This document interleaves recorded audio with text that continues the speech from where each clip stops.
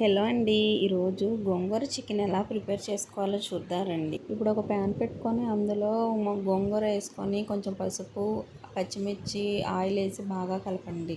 అది కలిసిన తర్వాత కొంచెం వాటర్ వేసి కొంచెం మూత పెట్టి బాగా కుక్ చేసుకోండి. అది బాగా కుక్ అయిపోయిన తర్వాత స్టవ్ ఆఫ్ చేసి ఇది మొత్తం ఒక మిక్సీ జార్లోకి తీసుకోండి.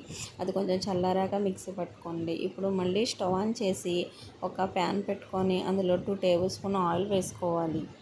ఆయిల్ కొంచెం హీట్ అయిన తర్వాత మనం కట్ చేసిన ఆనియన్స్, పచ్చిమిర్చి కూడా అందులో వేసి కొంచెం గోల్డెన్ బ్రౌన్ వచ్చేంత వరకు ఫ్రై చేయండి.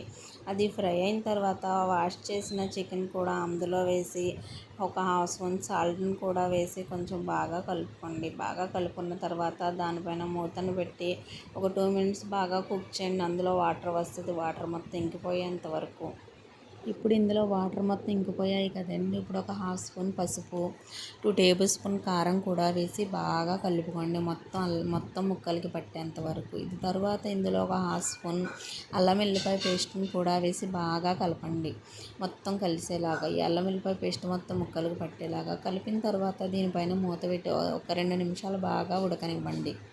ఇప్పుడు ఇది కొంచెం కుక్ అయ్యేంత వరకు కుక్ చేయండి. కుక్ అయింది కదా, ఇప్పుడు మూతను తీసి ఒకసారి బాగా కలిపి ఇందులో half spoon garam masala, 1 spoon ధనియా పౌడర్ వేసి బాగా కలపండి.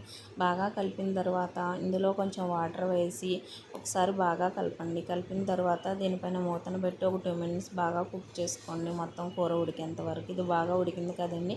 ఇప్పుడు ఇందులో మనం మిక్సీ పట్టిన గోంగూరను కూడా వేసి మొత్తం బాగా కలిసేంత వరకు కలపండి. కలిపి ఒక 2 నిమిషాలు బాగా ఉడికిస్తే సరిపోతుందండి. అంతే, ఎంతో టేస్టీ అయిన గోంగూర చికెన్ రెడీ. నచ్చితే లైక్ చేయండి, షేర్ చేయండి, సబ్స్క్రైబ్ చేసుకోవడం మట్టుకు మర్చిపోవద్దండి.